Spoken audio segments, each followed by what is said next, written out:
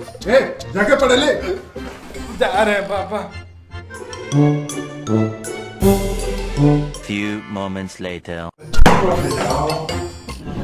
रुको रुको रुको रुको, क्या आपको भी रात में पढ़ाई करते समय नींद आती है? अगर हाँ तो आप बिल्कुल सही वीडियो पे आए हैं।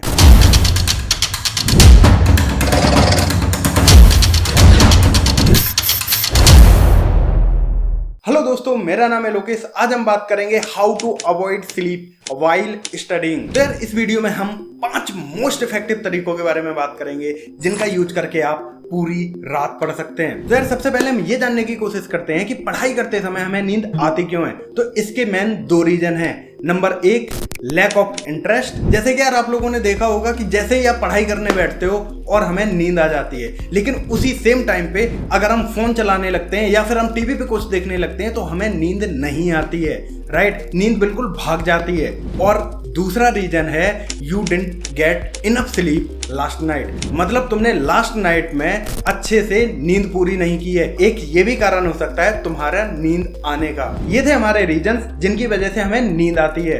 अब हम बात करते हैं इनके सॉल्यूशंस क्या क्या हो सकते हैं। तो सबसे पहला सॉल्यूशन है सेट योर गोल्स। अगर तुम्हें पढ़ाई में अपना इंटरेस्ट डेवलप करना है तो उसके लिए तुम्हें गोल सेट करना ही पड़ेगा। जैसे कि मान लो तुम्हें 90% या 95% लाने हैं, तुमने ये गोल सेट कर लिया, चाहे तुम 10th में हो चाहे तुम 12th में हो, या फिर तुम्हें IIT JEE क्रैक करना है या नीट क्रैक करना है, तुमने वो टारगेट सेट कर लिया। अब इसका मतलब ये नहीं है तुमने टारगेट सेट कर लिया यार और एक पेपर पे लिख दिया और चिपका दिया, उससे कुछ नहीं होता है। कहते हैं लोग कि हाँ भैया दिखता रहेगा दिखता रहेगा। अबे मैं देख रहा हूं। तो सबसे पहला हमारा काम है कि हमें अपना गोल सेट करना है और वो अपने दिल और दिमाग में बिठाना है कि भैया ये मेरा टारगेट है और ये मैं पूरा करूंगा ही करूंगा, इसके लिए मुझे कुछ भी करना पड़ जाए। तो अब आप ये सोच रहे होंगे कि भैया यार ये वाला गोल तो मैंने पहले से ही सेट कर रखा है, लेकिन नंबर मेरे फिर भी 75% आते हैं।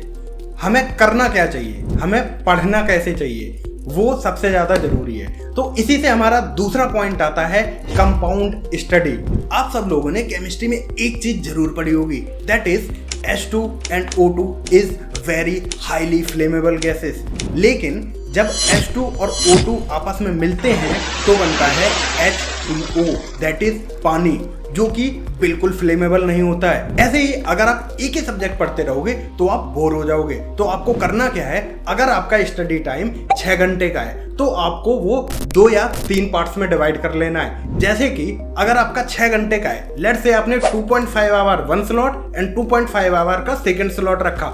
उसके बाद आपको क्या करना है, जो आपका बीच में 1 घंटा बचा है उसमें आप रेस्ट ले सकते हो थोड़ा सा, क्योंकि 6 घंटा is very big time to study. पहले स्लॉट में आपको एक सब्जेक्ट पढ़ना है, देन नेक्स्ट स्लॉट में आपको दूसरा सब्जेक्ट पढ़ना है। जैसे कि पहले स्लॉट में अगर आप केमिस्ट्री पढ़ रहे हैं तो दूसरी स्लॉट में आप मैथ पढ़ सकते हैं या फिजिक्स पढ़ सकते हैं या इंग्लिश पढ़ सकते हैं, कुछ भी पढ़ सकते हैं। अब आप सोच रहे होंगे कि भैया जब हम 2.5 घंटे भी पढ़ने बैठते हैं, जब भी हमें नींद आने लगती है स्टार्टिंग की 10 से 15 मिनट में, तो उसका क्या सॉल्यूशन है। वीडियो में आगे बढ़ने से पहले यार मैं आपसे एक अपील करना चाहूंगा, अगर आपको वीडियो में अभी तक मजा आ रहा है तो वीडियो को लाइक जरूर कर दें और यार हमें कमेंट सेक्शन में अपना नेक्स्ट टॉपिक बताएं जिस पे आपको वीडियो चाहिए।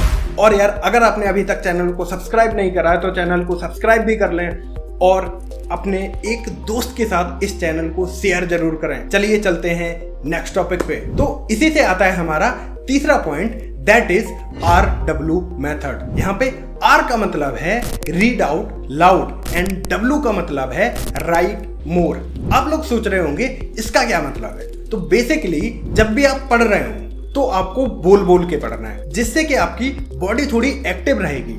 एंड राइट मोर का मतलब है जो भी आप पढ़ रहे हैं, जैसे कि कुछ भी पढ़ रहे हैं, फिजिक्स, केमिस्ट्री, साइंस, थ्योरेटिकल कोई भी सब्जेक्ट, हिस्ट्री, इकोनॉमी, जो भी आप पढ़ रहे हैं वो आपको सारी की सारी चीजें लिखते रहना है। जो आप बोल रहे हो वो लिखते रहो। इससे होगा क्या, इससे आपकी बॉडी एक्टिव रहेगी और आपको जल्दी से नींद नहीं आएगी। बहुत बार होता क्या है कि हम लोग लेट के पढ़ रहे होते हैं या फिर सोफे पे बैठ के पढ़ रहे होते हैं या फिर एक रिलैक्सिंग चेयर पे बैठ के पढ़ रहे होते हैं, और हम कितना भी तेज से पढ़ रहे हों या फिर लिख रहे हों फिर भी हमें नींद आने लगती है। तो इससे आता है हमारा next point, don't get over comfortable while studying. इसका क्या मतलब है, इसका मतलब है कि भैया तुम्हें रिलैक्स मूड में नहीं जाना है जब भी तुम पढ़ रहे हो। ठीक है। जैसे कि तुम बेड पे उल्टे लेट के पड़ रहे होते हो बहुत बारी, तो वो चीज हमारे दिमाग को सिग्नल देती है कि बंदा रिलैक्सिंग मूड में है और हमें नींद आनी शुरू हो जाती है। तो उससे बचने के लिए हम क्या कर सकते हैं? तो बेसिकली मैं आपको सजेस्ट करूंगा एक स्टूल ले आओ और एक टेबल लेके आओ।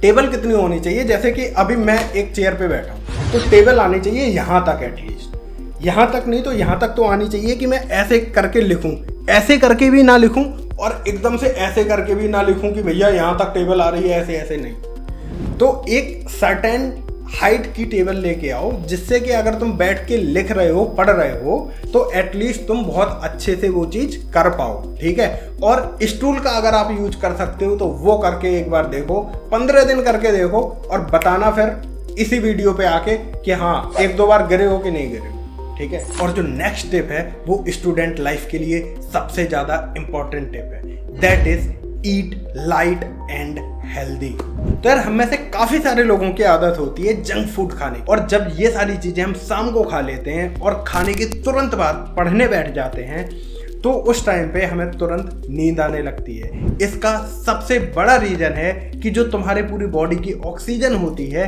वो तुम्हारा उस खाने को पचाने में लग जाती है। तो इससे हमें बचने के लिए करना क्या होता है कि एटलीस्ट खाना खाने के आधे से 1 घंटे बाद पढ़ाई करनी स्टार्ट करें, और जो भी आप जंक फूड खा रहे हैं वो अपनी डाइट से कट कर दीजिए।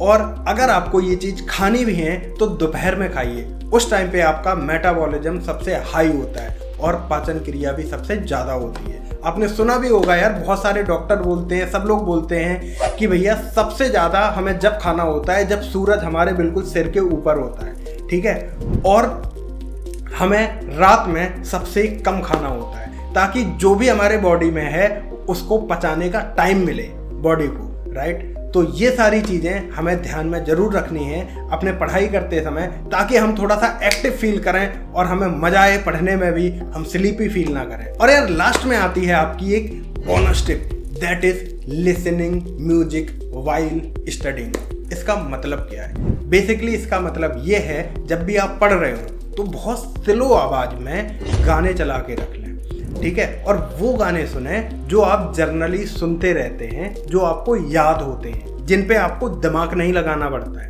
अगर आप कोई ऐसे गाने सुन रहे हैं जिनमें आपको दिमाग लगाना पड़ रहा है तो आप पढ़ नहीं पाओगे। तो बेसिकली हमें करना क्या है कि वो सारे गाने सुनने हैं जिनमें हमें दिमाग नहीं लगाना पड़ता है, ठीक है। हल्का सा चला के रख लिया, बस अपनी पढ़ाई स्टार्ट कर दी। और जो मैंने 5 पॉइंट बताए हैं इनको फॉलो करते हुए ये चीज़ जरूर ऐड करनी है। और अगर आप गाने सुन के पढ़ते हैं पहले से तो हमें कमेंट में जरूर बताएं कि भैया ये वाली टिप तो मैं पहले से यूज करता हूँ, ठीक है। तो यार ये थी हमारी वो 5 टिप्स जिनको यूज करके आप पूरी रात पढ़ सकते हैं विदाउट स्लीपीनेस। तो यार अगर आप इनमें से कोई भी टिप्स पहले से यूज करते हैं तो हमें कमेंट सेक्शन में जरूर लिख के बताएं कि आप कौन सी टिप यूज करते हैं। इसके अलावा अगर आपने अभी तक चैनल को सब्सक्राइब नहीं करा है तो चैनल को एक बार सब्सक्राइब जरूर कर दें। और यार अपने दोस्तों तक शेयर करो, चैनल को ज्यादा से ज्यादा लोगों तक पहुंचाओ ताकि उन्हें भी पता लगे कि यार किस तरीके का हम कंटेंट बना रहे हैं और उन्हें इससे क्या क्या नई नई चीजें सीखने को मिलेंगी। मिलते हैं किसी नेक्स्ट वीडियो में, तब तक के लिए जय हिंद, जय भारत।